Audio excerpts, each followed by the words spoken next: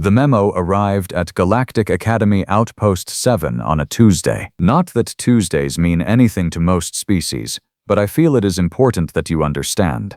The day humans consider the midpoint of their work cycle, the day they describe as the worst day of the week, was the day Commandant Vrelux chose to announce the field exercise. And honestly, looking back, that should have been everyone's first warning. Commandant Vrelux was a Denari, tall and blue and perpetually exhausted looking, with 4 arms that he used primarily to hold his coffee and massage his temples simultaneously. He had run the Academy's integrated cadet program for 11 years. He had supervised Keth warriors, Malorian scholars, Tyveri navigators, and Gorelian engineers.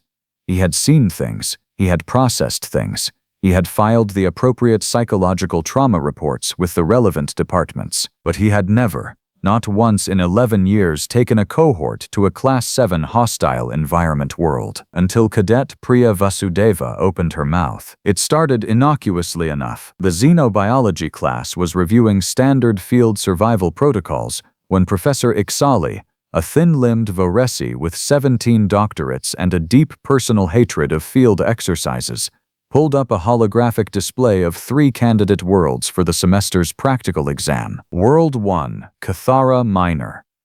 Mild atmosphere, predictable fauna, considered safe for first-year cadets. Temperature range, comfortable. World 2, Orviln Station Biome. A controlled environment on a research platform. Essentially a greenhouse with claws. World 3, HD 7741G. Professor Exali skipped past it quickly. He always skipped past it. It was on the list for bureaucratic completeness, the way a menu at a nice restaurant includes the price of the chandelier, technically possible, practically insane, present only because nobody had formally removed it. HD 7741G was a Class 7 hostile environment. Tectonic instability. Megafauna that had evolved to eat tectonic instability.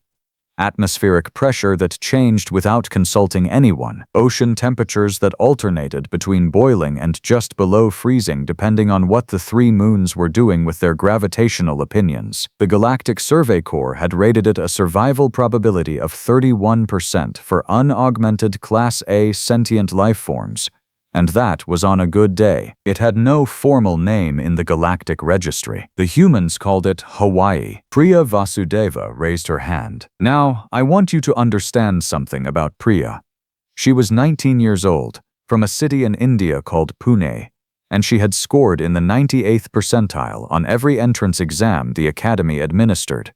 She was not reckless. She was not showing off. She looked at that planet on the holographic display, with its swirling storm systems and its red-flagged atmospheric warnings, and her face did something that no other face in that room did. It lit up. "Professor," she said, "isn't that Earth's Hawaiian archipelago?" Professor Ixali's 17 doctorates did not help him in this moment.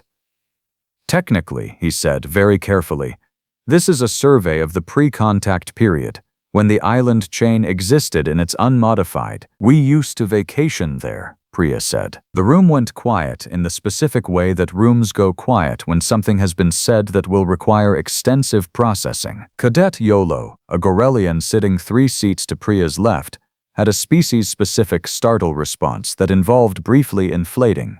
He inflated, he then slowly deflated, looking at Priya with what his species used in place of an expression of profound concern. Cadet Feneth Dar, a Keth warrior who had spent his childhood on a planet with a gravity 3 times standard, who bench-pressed equipment that the Academy had to specially fabricate because nothing standard was heavy enough, stared at the display, then at Priya, then at the display again. "Vacation," he repeated. "Beach vacation, mostly," Priya said.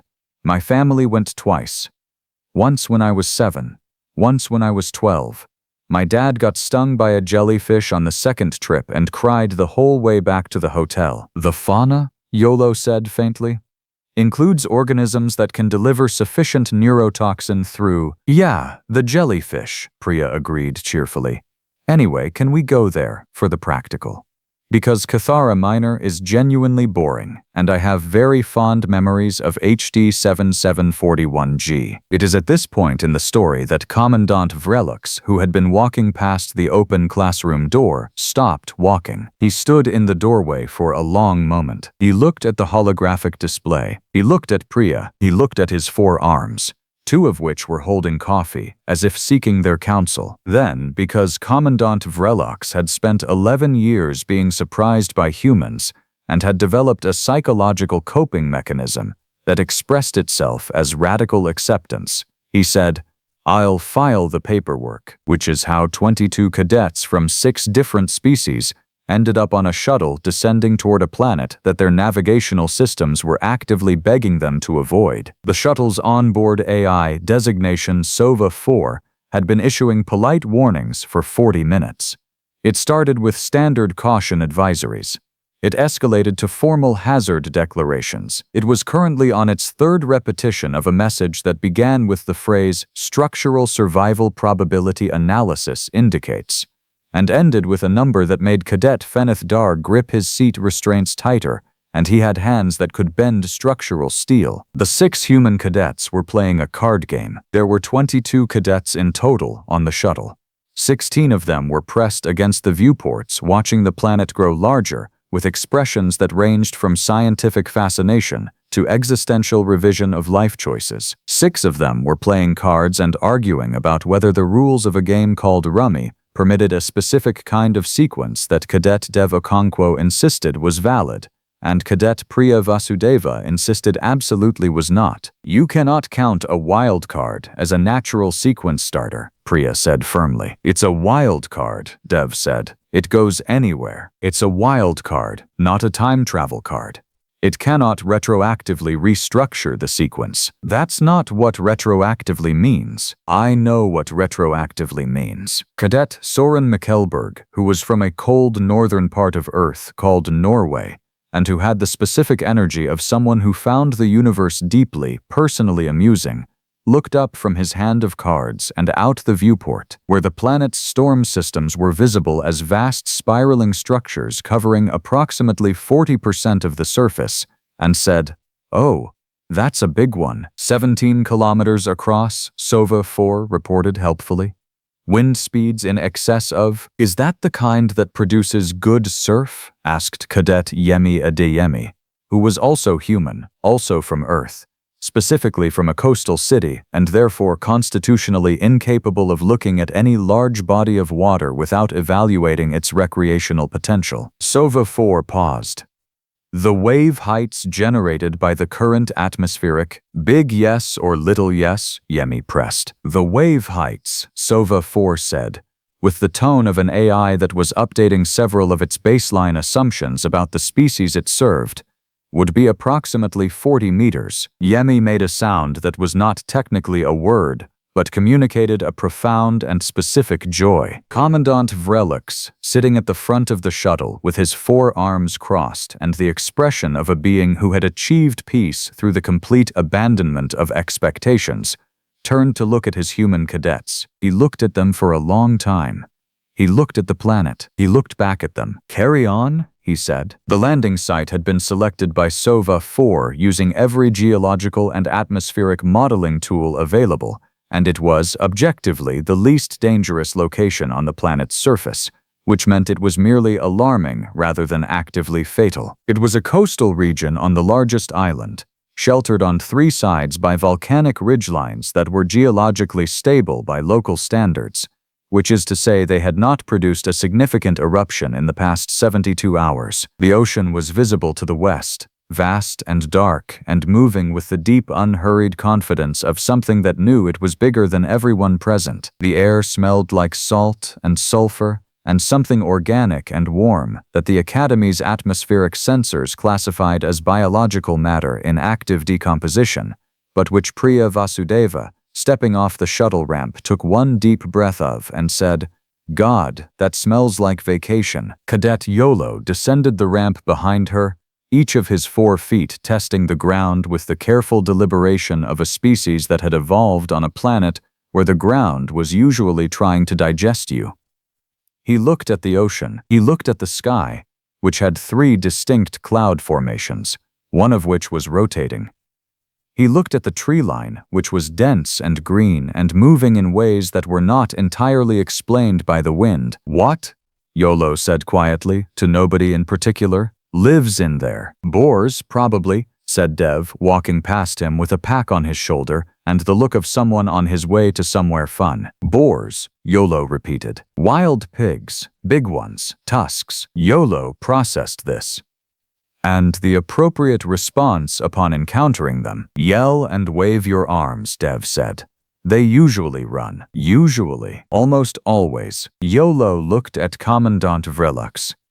Commandant Vrelux looked back at him with the expression of someone who had already made his peace with almost always. The first hour proceeded according to plan, which is to say it proceeded with only minor deviations from the expected sequence of events. Priya and Dev located a freshwater source and determined it was safe after 3 different filtration tests. Soren identified 3 edible plant species from the local flora, using a combination of the Academy's botanical database and, at one point, simply eating a small piece of something red and waiting to see what happened, which caused Commandant Vrelix to age visibly. Yemi had already found the ocean. More specifically, Yemi had found the ocean, evaluated the waves, returned to the group to retrieve a piece of emergency equipment that was technically a thermal stabilization mat, but was, as she explained to Feneth Dar with great technical accuracy, also a perfectly functional surfboard if you held it right and believed in yourself. Feneth Dar, who had spent his childhood on a high-gravity world, and whose people had a cultural tradition of proving one's worth through physical challenge, watched Yemi walk back toward the water. "The waves," he said slowly, "are 40 meters, approximately," Sova 4 confirmed. Feneth Dar was quiet for a moment. Then, "How do you ride a 40-meter wave?" "With great commitment," Yemi called back, without turning around. Cadet Thessali Vorn, a Tyveri navigator with exceptional spatial processing, and a very recent awareness that spatial processing was not always useful information, was standing at the edge of the tree line with her scanning equipment when something large moved in the shadows about 15 meters to her left. She froze. The scanner registered it. Large, warm-blooded, approximately 400 kilograms, currently stationary, apparently also assessing the situation. Thessaly had trained for first contact scenarios. She had spent 400 hours in simulation. She knew the protocols. She very slowly, very deliberately raised her communicator and said in a voice of admirable calm, "There is a large creature in the tree line, and I am going to need someone to tell me what it is." Priya appeared at her shoulder from nowhere in particular, looked at the scanner readout and said, "Oh, that's a feral boar. It is 400 kilograms. Yeah, the big ones get pretty big. What do I do?" "Wave your arms," Priya said. "Yell a bit. It'll..." The boar chose this moment to turn and crash back into the undergrowth with a noise like a small building falling down a staircase. And then it was gone, and the tree line was still again. Thessaly stood very still for another 4 seconds. "It left," she said. "They almost always do," Priya said warmly, and patted her on the shoulder, and walked away to go argue with Dev about the campfire. Thessaly looked at the tree line. She looked at her scanner, which was showing her 3 more thermal signatures deeper in the forest. She looked at the sky, where the rotating cloud formation had gotten noticeably larger. She filed a mental note to review her academy application, specifically the part where she had marked field exercises as a preferred learning modality, and revised her position accordingly. Behind her, from the direction of the ocean, there was a sound that was either Yemi successfully riding a 40-meter wave or Yemi catastrophically failing to ride a 40-meter wave, followed immediately by Yemi's voice shouting something in her native language that the translator rendered as an exclamation of extreme positive emotion. So, probably the first one. The sun was beginning to set over the Pacific, painting the water in colors that even Commandant Vrelox's exhausted Denari eyes recognized as genuinely, undeniably beautiful.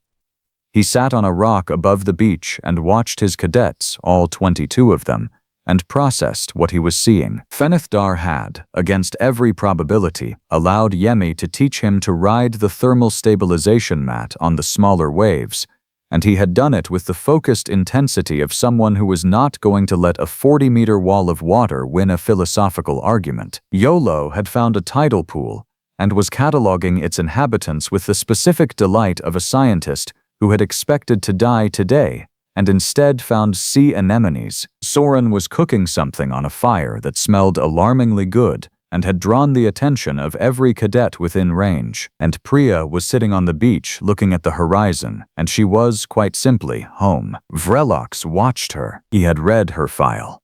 He knew she had grown up on Earth in a country with a long and complex history, with a family that had taken beach vacations to a chain of volcanic islands in the middle of an ocean, and he had processed that academically, as information, as context. But sitting on this rock, watching her watch the ocean, he understood it differently. He understood that humans did not divide the universe into safe things and dangerous things the way every other species did. They divided it into things they had done and things they had not done yet. HD 7741G was not a Deathworld to Priya Vasudeva. It was where she had taught herself to float. It was where her father had been stung by a jellyfish and cried the whole way back to the hotel. It was, in every sense that mattered to a human, a good memory. The rotating cloud formation had now grown to a diameter that Sova 4 estimated at 30 kilometers, and it was moving inland. Commandant Vrelox looked at it. He looked at his cadets. He looked at it again. "Sova," he said quietly, "what is the projected landfall time?" "Approximately 4 hours, 17 minutes. Sova 4 said. Vrelox nodded slowly. He thought about filing an early return order. He had the authority. He had the reasonable cause.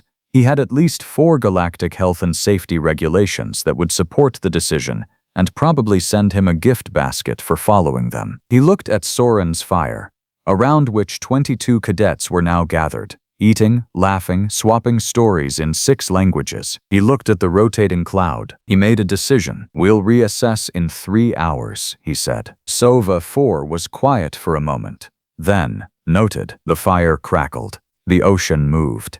40 meters of wave reformed itself offshore with absolute, patient indifference to everyone's plans, and somewhere in the tree line, just beyond the light, something large and warm-blooded watched the strange gathering of small creatures around their small fire, and decided, after consideration, that whatever this was, it was not worth interrupting. The storm had a name, not an official name, not the kind assigned by the Galactic Survey Corps with a catalog number and a severity classification and 17 pages of accompanying atmospheric data. The humans had a system for naming storms, a rotating list of ordinary names given to extraordinary things, as if calling something by a person's name might make it more reasonable, might make it sit down and have a conversation about its life choices. This one was called Helene. Commandant Vrelox learned this from Priya, who had checked the historical weather records on her personal device with the casual ease of someone looking up a restaurant, and who delivered the information while eating something Soren had cooked over the fire, something involving local plant matter and protein rations that she described as actually incredible, and that Yolo had politely declined after scanning it and discovering it contained 4 compounds his digestive system would interpret as a personal attack. Helene? Vrelox repeated. Category 4, probably, Priya said. Maybe 5 by landfall. Hard to tell yet. And a Category 5 is the big one. Vrelox looked at the cloud formation, now close enough that its internal lightning was visible as a slow, continuous flickering, like something vast was thinking very hard about something directly above them. The big one, he said. We used to chase these, Dev said from across the fire, in the tone of someone sharing a mildly interesting hobby. Everyone looked at him. Storm chasing, Dev continued, either unaware of or untroubled by the quality of attention he had generated. It was a whole thing. People would drive toward them in specially reinforced vehicles and get as close as possible to document the meteorological data. Fenith Dar, who was sitting cross-legged on the sand with his massive frame folded into a shape that suggested he had found the ground acceptable, stared at Dev with an expression that translated across species lines as the specific look of someone reconsidering a friendship. "They drove toward it," Fenithdar said. "Some of them died," Dev allowed. "But mostly they were fine. Mostly. Statistically mostly." Cadet Thessaly Vorn, who had spent the last hour compiling a personal threat assessment document that now ran to 11 pages and had a section specifically titled Things the Humans Consider Normal, added Voluntary Storm Pursuit to page 9 and underlined it twice. Commandant Vrelux made the call at the 2-hour mark. Not the retreat call. He had considered it. He had held it in his hand like a smooth stone, turned it over, examined it from every angle. He was a responsible commanding officer. He had 22 cadets in his care on a Class 7 hostile environment world with a Category 4, possibly 5, tropical cyclone closing on their position at 50 kilometers per hour. The call he made was shelter in place, structured survival exercise. All cadets to implement emergency protocol with whatever materials were available. He told himself this was pedagogically sound. He told himself this was exactly the kind of real-world practical experience the Academy's curriculum was designed around. He told himself this very firmly in the voice he used when he needed to believe something quickly. Then he gathered his cadets and said, "Right, the storm is coming. We are not leaving. Consider this your practical exam." There was a silence. Then Yemi said, "Yes," with a degree of enthusiasm that the situation possibly did not warrant. Then everyone else started moving, which was, Vrelix reflected, the remarkable thing about a mixed cohort. Nobody argued. Nobody froze. They had 6 species represented, 6 entirely different evolutionary histories, 6 different sets of instincts screaming 6 different things, and what they did was turn to each other and immediately, without being told, begin figuring out what each of them was good at. Thessaly's spatial processing made her the natural choice for shelter siting. She spent 8 minutes walking the terrain and came back with a location analysis that identified a shallow depression in the volcanic rock, backed by a ridge that would deflect the worst of the wind, with drainage patterns that would prevent flooding. Yolo's biological knowledge meant he immediately began identifying which local plant materials were structurally viable and which would fail catastrophically under load, which was, as he described it, a more interesting application of his research background than he had anticipated. Fenithdar did not so much assist with construction as become construction. Watching him move stone and timber with his high-gravity strength, Soren made a quiet comment that was translated as, "I feel like I've been doing things wrong my whole life." The humans were, as they tended to be in these situations, everywhere at once. Dev organized the supply inventory with a speed and systematic thoroughness that suggested this was not his first emergency inventory. Priya was simultaneously helping Yolo assess materials, directing 2 other cadets on lashing techniques, and having a running conversation with Sova 4 about the storm's projected track that was too technical for most people present to follow, but which Sova 4 was clearly grateful for because it meant someone was treating its warnings as useful data rather than background noise. Soren, because Soren was Soren, had found a way to make the emergency ration preparation feel like a dinner party. He was calm in the specific way that some humans were calm in emergencies. Not blank, not suppressed, but genuinely, constitutionally unbothered, as if his nervous system had at some point taken stock of the range of things that could happen in a universe this large, and had decided that panic was an inefficient use of processing power. Yemi was on the beach. This was, technically, not assigned. Nobody had told Yemi to go to the beach. Yemi had gone to the beach because the waves were now somewhere between 25 and 30 meters, and the wind was already picking up, and she had stood there for approximately 90 seconds before sitting down on the sand and watching the ocean with an expression of pure, uncomplicated reverence. Commandant Vrelux found her there. He stood beside her without speaking for a moment, because the ocean at this stage was something that did not require commentary. It was gray-green and vast and moving with a deep, muscular energy, each wave building on the last, the whole surface of the water reorganizing itself for something enormous that was still an hour away. "You should be helping with the shelter," Vrelix said. not unkindly. "I know," Yemi said. "Are you going to?" "In a minute," Yemi said. "I just need a minute." Vrelux sat down beside her, which surprised him slightly, the way you are sometimes surprised by what your own body decides to do. They sat in silence. The wind moved through the grass on the ridge above them. "My grandmother was from Lagos," Yemi said eventually. "Coastal city. She used to say the ocean keeps count. Every time you come back, it knows. It remembers you." Vrelux did not have a grandmother, or an ocean, or a coastal city. He had grown up on a Denari station in orbital space, surrounded by vacuum and recycled air and the soft mechanical hum of life support systems. The closest thing to an ocean he had encountered before this posting was a recreational water feature in a station atrium that played nature sounds through hidden speakers. He looked at the water. "Does it?" he said. Yemi smiled. "Probably not," she said, "but it feels that way." She stood up, brushed sand off her uniform, and went back to help with the shelter. Vrelux stayed another moment. The ocean moved.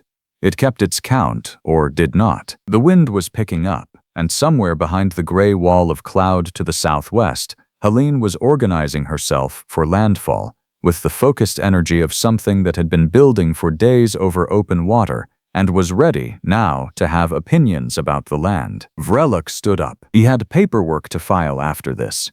A lot of paperwork. He was already composing it in his head. The careful language of official reports.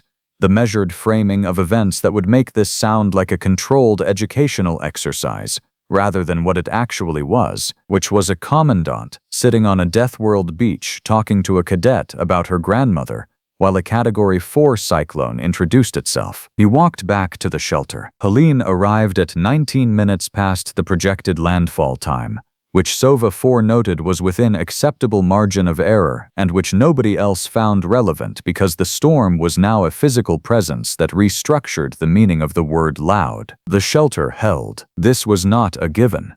Thessaly's site selection, and Yolo's material assessment, and Feneth Dar's structural work had produced something that the Galactic Survey Corps would have classified as inadequate, and the Survey Corps would have been technically correct, and the Survey Corps was not here. What they had built was imperfect and improvised and reinforced in 3 places with Feneth Dar sitting against the wall as an additional load-bearing element, which was not in any textbook but which worked. Inside the shelter, 22 cadets experienced a Category 4 tropical cyclone from a distance of approximately nothing. There are things you can read about storms. There are atmospheric models and pressure calculations and wind speed charts.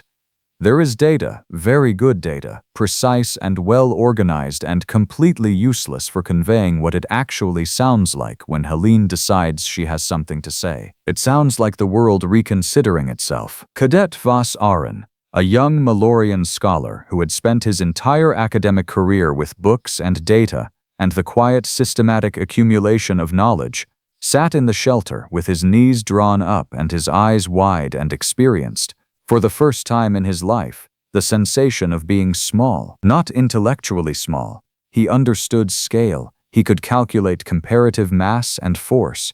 He had 17 published papers by the age of 21, experientially small.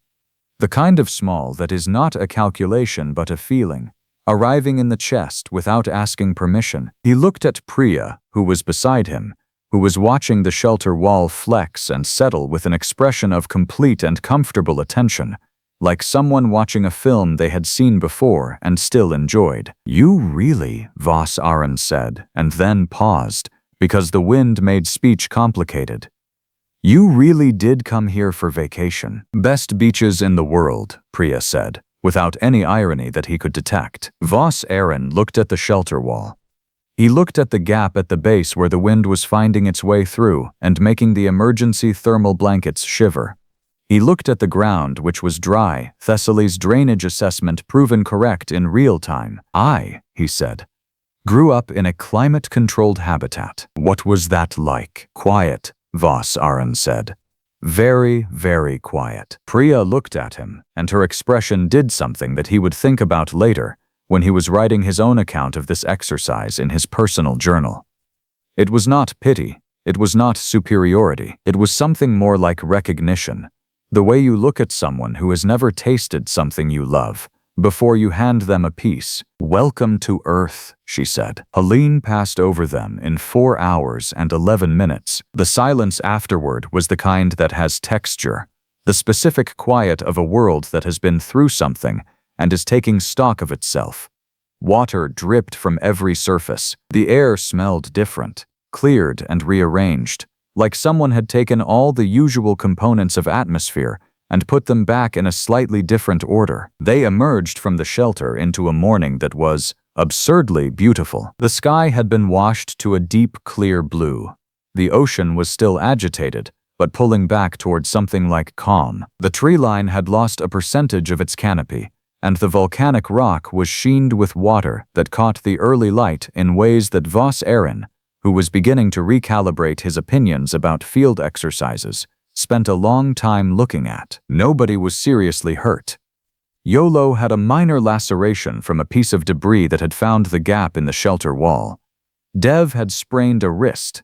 Commandant Vrelux had 4 bruises he was not going to mention in any official report. Sova 4 had sustained damage to 2 external sensor arrays and was describing this in patient detail to anyone who would listen. Feneth Dar was standing in the middle of the aftermath, looking at the landscape. Yemi came to stand beside him. "Well," she said. Feneth Dar was quiet for a moment.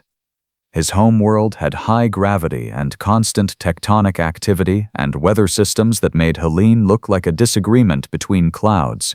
He had grown up with difficulty the way other people grew up with furniture. But there was something about this, about having been through it alongside 21 other beings, 6 species, 1 improvised shelter, and Soren's inexplicable ability to make emergency rations taste like a meal, that was different from difficulty experienced alone. "On Keth," he said slowly, "we have a word. Vran. It means," he paused, visibly working through translation, "it means the specific pride of surviving something with someone else." Yemi considered this. "We don't have a word for that," she said. "We just call it a good story." Feneth Dar looked at her. "That is a very human answer." "Yes, it is," Yemi said, and smiled. The shuttle home was different from the shuttle there. The shuttle there had been 22 cadets in various states of pre-exercise anxiety, organized by species into the habitual social clusters that formed whenever groups of mixed beings were put in an enclosed space. The Keth together, the Malorian scholars comparing notes, the Tiveri running quiet navigational calculations for no reason except that it was calming. The shuttle home was just 22 people. They were filthy. Several of them smelled like an outdoor environment that had recently experienced significant weather. Yolo had removed his formal outer garment because it was soaked and was sitting in his underlayer, which was not regulation, and nobody said anything. Voss Aaron and Priya were talking, quietly but continuously, in the specific way of 2 people who have discovered a frequency they can communicate on and are not ready to stop. Soren was asleep with the immediate and complete unconsciousness of someone with a clean conscience. Commandant Vrelux sat at the front of the shuttle. He had a report to write. He had a very long, very carefully worded report to write that would be reviewed by the Academy's Board of Oversight, 3 of whose members had at various points expressed opinions about the wisdom of including Class 7 environments in practical curriculum at all, and all of whom were going to read every word he submitted with the specific attention of beings looking for something to be concerned about. He thought about what to write. He thought about Yemi's grandmother's ocean, keeping its count. He thought about Voss Aaron's face when Helene arrived, and the way it changed over 4 hours from terror to something that was not quite calm, but was the thing that comes after you pass through terror and find yourself still present on the other side. He thought about Feneth Dar, sitting against the shelter wall in the dark, quite literally holding the structure together and not making a single comment about it. He thought about Priya saying, simply, "Welcome to Earth." He opened his report file. He wrote, "Field Exercise HD 7741G, Standard Cohort Mixed Species, Practical Survival Assessment. Outcome, all cadets present and accounted for, educational objectives exceeded." He paused. He added, Recommend curriculum integration. He looked at that for a while. He added, see attached supplemental narrative for full incident documentation. The supplemental narrative was going to be 40 pages, possibly 50. It was going to require him to explain to a board of beings who had spent their careers in climate-controlled environments what a tropical cyclone sounded like from inside an improvised volcanic rock shelter on a planet that humans visited on purpose for leisure. He was going to enjoy writing it, he thought. Probably. Sova 4 spoke from the shuttle's main speaker. Commandant, estimated departure from HD 7741G's gravitational influence in approximately 11 minutes. Vrelux looked out the viewport. The planet hung below them, vast and green and blue and white, wrapped in the remnants of Helene's spiral, already reforming, already building toward the next system with the patient industriousness of a world that had been doing this for 4 billion years and fully intended to continue. It was, he thought, a genuinely beautiful planet. He understood, for the first time, why you would go back. From the back of the shuttle, Dev said, I think I left a sock on the beach. Sova, Priya said immediately. Can we go back for the sock? We cannot, Sova 4 said. It's a good sock. We cannot, Sova 4 said again, with the weary patience of an AI that had spent the past 18 hours updating its priors about what constituted a normal mission. Vrelok smiled. 4 arms, 11 years, 6 species, 1 planet that the Galactic Survey Corps rated as 31% survival probability, and that a 19-year-old from Pune described as a nice place for a beach holiday, and that had, in the course of 1 rotation, turned 22 students into something a Keth warrior's language had a word for, and a human girl's language just called a good story. The shuttle climbed. The planet receded. Somewhere on a beach below them, 1 sock remained, uncollected. A small and ridiculous monument to the day 22 cadets were sent to a Deathworld, and the human called it a holiday, which, looking back, was the truest thing anyone said the entire trip.